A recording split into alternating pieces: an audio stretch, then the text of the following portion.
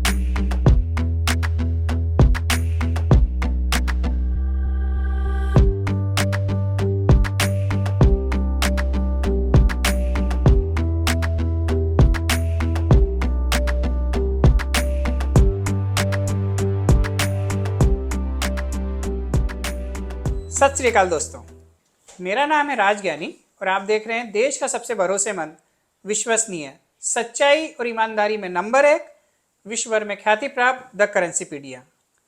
एक बार फिर से दिल से स्वागत है आप सभी का आपकी अपनी करेंसी की दुनिया द करेंसीपीडिया पर। दोस्तों, पिछले दिनों हम मुंबई आए थे और मुंबई में हमारी मुलाकात हुई थी भूपेंद्र मेहता जी से, जिन्होंने हमें बड़े ही प्यार से इनवाइट किया था घर पर डिनर के लिए। और हम उनके घर पे डिनर के लिए आए, उनके साथ डिनर किया और उसके बाद हम मिले, उनका कलेक्शन देखा। तो कुछ कॉइन्स पहली बार आपको यूट्यूब पर देखने को मिलेंगे, सिर्फ द करेंसीपीडिया चैनल पर, भूपेंद्र मेहता जी के सहयोग से। आपका ज़्यादा वक्त न लेते हुए आइए शुरू करते हैं। नमस्कार जी। नमस्ते। कैसे हैं आप? Fine sir, fine. आप आए, मजा आया सर। ऐसा नहीं, आप भी मतलब मुंबई जैसे शहर में आप 30-40 किलोमीटर दूर से यदि आप लेने आए हैं, 78 की एज है आपकी जी। और अभी रात का 10:30 हो रहा है, तो मुंबई में मैं नहीं समझता कि कोई अपने रिलेटिव को भी इतना दूर लेने जाता होगा।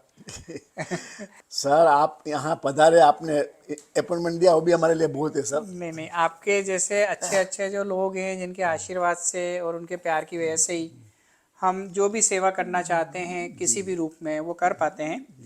क्योंकि हम आपसे मिलें या नहीं मिलें, लेकिन आपकी जो ब्लेसिंग होती है ना, वो कहीं ना कहीं काम करती है। तो जब हम कुछ अच्छे मन से काम करते हैं और आप जैसे लोगों की ब्लेसिंग मिलती है तो हमें एनर्जी मिलती है और इसी वजह से हम काम कर पाते हैं। तो दोस्तों, आज हम आपको एक कॉइन दिखा रहे हैं, एलिजाबेथ सेकंड का कॉइन है ये, और साइज में थोड़ा सा बड़ा लग रहा है, लेकिन यदि मैं इसको उठाने की कोशिश करूँगा तो उठा नहीं पाऊँगा। मतलब वज़न में बहुत ज़्यादा ही बड़ा है। कितना वज़न होगा इसका? लगभग 2 kg। 2 kg। तो 2 किलो का एक कॉइन, और ऐसे कॉइन सिर्फ 200 बने हैं।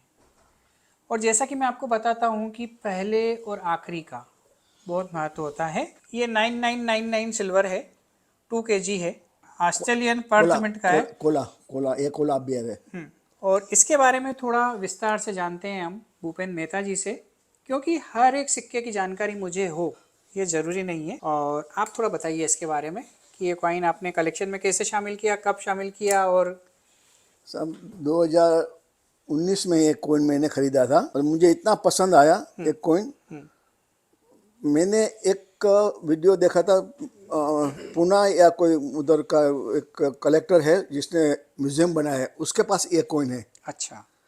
तो मैंने भी एक कॉइन लिया और मुझे अच्छा लगा। फिर इसके बाद मैंने एक दूसरा भी एक कॉइन लिया दूसरे साल में, अच्छा। वो भी आपको मैं बताता हूँ। जी। लेकिन उनकी फिनिशिंग बहुत मस्त है।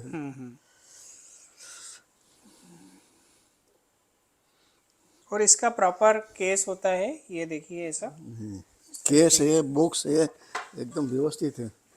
ये 60 आउंस है, ये 30 आउंस है, 1 kg।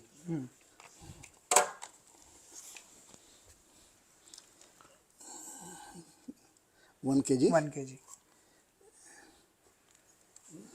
$30, मतलब 30 आउंस। 30।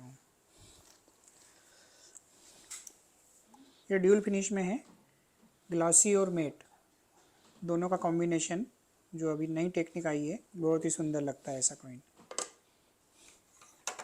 10 आउंस है।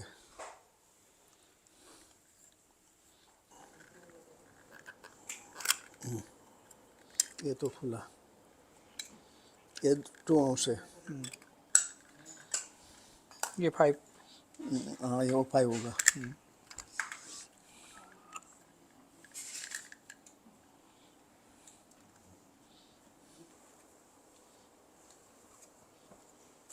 आप जानना चाहते हैं अपने सिक्कों की सही कीमत या फिर बेचना चाहते हैं, सीधे मुझसे बात करें फोन पर या फिर video calling. Talk to Rajgyani link पर क्लिक करें और बुक करें अपना कॉल अभी। और हाँ, फ्रॉड लोगों से सावधान। मेरी फोटो या द करेंसीपीडिया से मिलते जुलते नाम वाले फेक चैनल और फेसबुक पेज वालों से सावधान रहें, बच कर रहें। ये अभी मैंने कोची से मंगाया। अच्छा। बाद में ऐसा डाल दिया, लगा चिपकाएंगे ना तो फिर खराब हो जाता है, निकल जाता था। इसके लिए मैंने ऐसा डाल दिया अंदर। नहीं, अच्छा करा।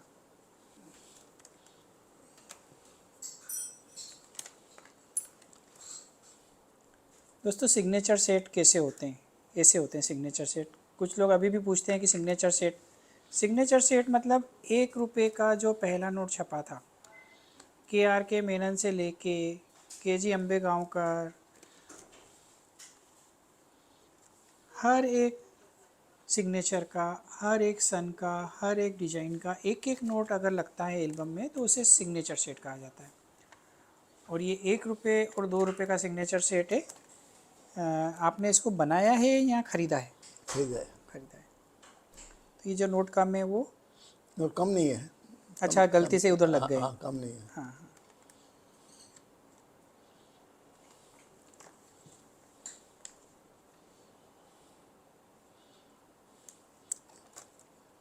बुद्धिंगम का निकला 1964 का।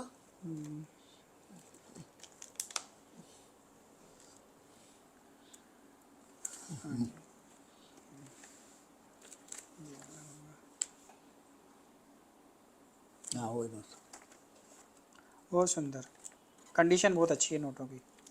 है।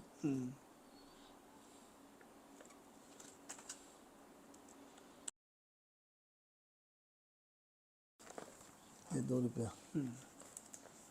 ₹2 का ये सबसे महंगा नोट होता है, जो फर्स्ट इशू होता है ना, गुजराती में लिखा है ये, और सबसे महंगा नोट ₹2 का। ये वाला नोट जो है, ये ₹1 का सबसे महंगा नोट है। यदि ऐसा एक नोट आपके पास है तो 10 से 15 हज़ार रुपये इसका मार्केट रेट चल रहा है, सिंगल नोट का। वो गड्डी हो अगर उसकी, तो बात ही क्या है। एक बात यदि आपके पास CD देशमुख का ₹10 का फर्स्ट इशू है, तो उसकी कीमत हज़ारों रुपये होती है। और आप ये मान के चलो कि 50,000 रुपये से ऊपर का तो एक नोट होता ही है। तो यदि आपके पास ऐसे नोट हैं तो आप उन्हें ज़रूर संभाल के रखें, या आप बेचना चाहते हैं तो बेचें, क्योंकि ऐसे नोटों की कीमत बहुत ज़्यादा होती है। अच्छा, ग्रेडिंग किया हुआ है? ग्रेडिंग किया हुआ है, एक विदाउट ग्रेडिंग का भी है। अच्छा। ₹10 का फर्स्ट इशू, ग्रेडिंग किया हुआ, और ग्रेडिंग भी 55। बहुत रेयर नोट होता है। ₹10 में 55 की ग्रेडिंग मिलना बहुत आसान नहीं होता है, और ये विदाउट ग्रेडिंग वाला भी है।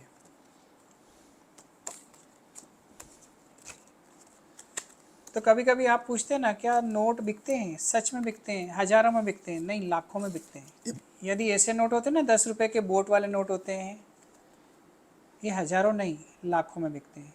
और यदि इनका नंबर यहाँ पे स्पेसिमेन हो, R0 हो, या 10 लाख नंबर हो, तो कहने ही क्या। सच में नोट और सिक्के बिकते हैं, लेकिन आपको पता होना चाहिए कि कौन से सिक्के या कौन से नोट वेल्यूएबल होते हैं। वही नोट और सिक्के बिकते हैं और उसमें इन्वेस्ट करने पे कई गुना प्रॉफिट भी मिलता है। यदि आप ऐसे किसी नोट में इन्वेस्ट भी करते हैं आज और 10,000, 20,000, 50,000 या लाख रुपए लगाते भी हैं, तो जो एफडी का इंटरेस्ट मिलता है, जो ज़मीनों में हमको एप्रिसिएशन मिलता है या जो गोल्ड में हमको एप्रिसिएशन मिलता है, उससे कई गुना ज़्यादा जो है इस तरह के नोटों में आपको एप्रिसिएशन मिलता है। तो ऐसे नोटों का आप कलेक्शन किया कीजिए ताकि आप अच्छा प्रॉफिट कमा पाएँ। 64 64 ग्रेड का नोट बताइए। भूतलिंगम भूतलिंगम, जो ₹1 का सबसे महंगा नोट सिग्नेचर सेट का, वो भी ग्रेडेड। ग्रेडेड 64 का।